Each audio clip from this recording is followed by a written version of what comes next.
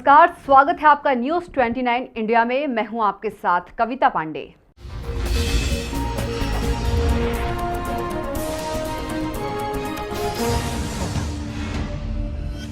राज्यसभा सांसद ज्योतिरादित्य सिंधिया मंगलवार को भोपाल पहुंचे। यहां उन्होंने पूर्व मुख्यमंत्री उमा भारती के आवास पर पहुंचकर उनसे मुलाकात की। इस दौरान सिंधिया ने राजस्थान में चल रही राजनीतिक उठापटक को लेकर कांग्रेस पर निशाना साधा। सिंधिया ने कहा, कांग्रेस अपने आप को पूर्ण रूप से जिस दिशा में लेकर बढ़ रही है वो दुर्भाग्यपूर्ण है। सचिन पायलट को लेकर सिंधिया ने कहा, जो कहना था वो मैंने परसों ही ट्वीट करके बोल दिया। सिंधिया ने कहा, पुराने साथी सचिन पायलट को लेकर दुखी हूं। उन्होंने कहा कि उनकी उपेक्षा दिखाती है कि कांग्रेस में प्रतिभा और क्षमता को कभी क्रेडिट नहीं दिया जाता है। सिंधिया ने कहा, मध्य प्रदेश की जनता का कांग्रेस से मोह भंग हो गया है, क्योंकि 15 माह भ्रष्टाचार और व्यापार की सरकार चलाई। अब इनको चिंता हो रही है मंत्रियों के विभागों के बंटवारे की। जब यह 15 महीने सत्ता में थे तब वल्लभ भवन से भ्रष्टाचार की सरकार चल रही थी। वहीं पूर्व मुख्यमंत्री उमा भारती ने कहा कि कांग्रेस का भविष्य 2 भाई बहनों के हाथ में है। ये ना कोई मेहनत करते हैं ना कहीं जाते हैं। कांग्रेस के कार्यकर्ता गुलामों की तरह है। कांग्रेस के नाश की वजह राहुल गांधी और प्रियंका है। कांग्रेस बहुत अभागी पार्टी है जिसने ऐसे हीरे को गवा दिया। भोपाल से ताहिर खान की रिपोर्ट। श्रद्धेय उमा भारती जी के साथ मेरा एक पारिवारिक संबंध सदैव रहा है और आज भाजपा में प्रवेश लेने के बाद मेरा दायित्व बनता है कि मैं उनका आशीर्वाद लूं।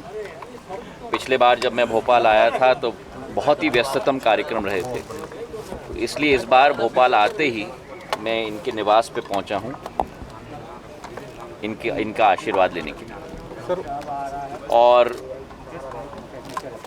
सदैव उमा भारती जी ने, चाहे मेरी दादी हों, मेरे पूज्य पिताजी हों, सदैव वे साथ रहे हैं और आज उनका आशीर्वाद मुझे प्राप्त हुआ है। तो मैं अपने आप को देखिए, अब ये कठिनाई क्या है कि आप लोग इस देश को धर्म और जाति में आप तोड़ रहे हो। मैं तो ये कहूँगा कि पूरी प्रदेश की जनता का मोह भंग हो गया है कांग्रेस से, क्योंकि 15 महीनों में जो व्यापार और भ्रष्टाचार की सरकार इन्होंने चलाई,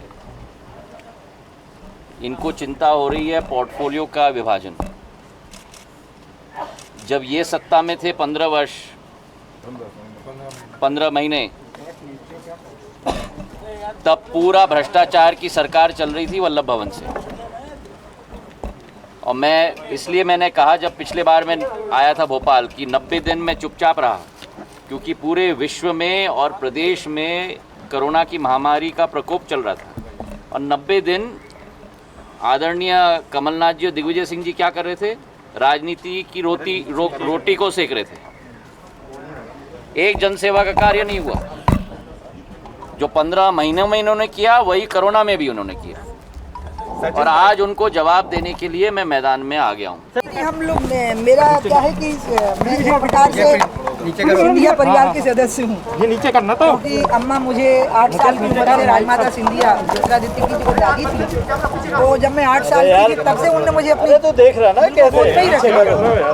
तो मैं ज्योतिरादित्य जी को तब से जानती हूँ जब वो पैदा ही हुए थे, बालक थे। तो मेरे लिए उनका ये संबंध है ना, ये हमेशा रहा है।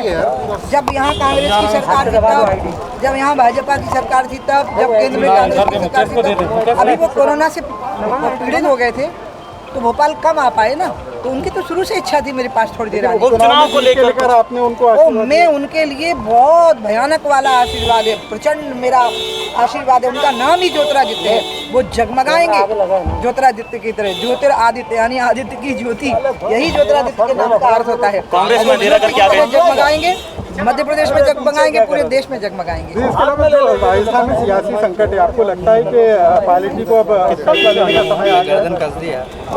ये सारा संकट सिर्फ राहुल गांधी और उनके खानदान के कारण है, क्योंकि वो इतना अपमान करते हैं नौजवानों का, उनको इतना नीचा दिखाते हैं, उनसे इतनी ईर्ष्या रखते हैं, खुद काम करना नहीं चाहते, मेहनत करना नहीं चाहते हैं, और उनके साथ हैं करने वाले लोग ही सरकार में नहीं, ये वो चाहते हैं। तो तेजस्वी युवा बुद्धिमान नेताओं को बर्दाश्त नहीं कर पाए। उनकी इतनी बेइज्जती कि उनके सामने कोई रास्ता ही नहीं बचा लड़ाई और टकराव लेने का अपने हाथ, क्योंकि राजेश पायलट का बेटा है सचिन, राजेश मेरे भाई जैसे थे। तो आप देखते रहिए न्यूज़ 29 इंडिया, एक देश सारे प्रदेश।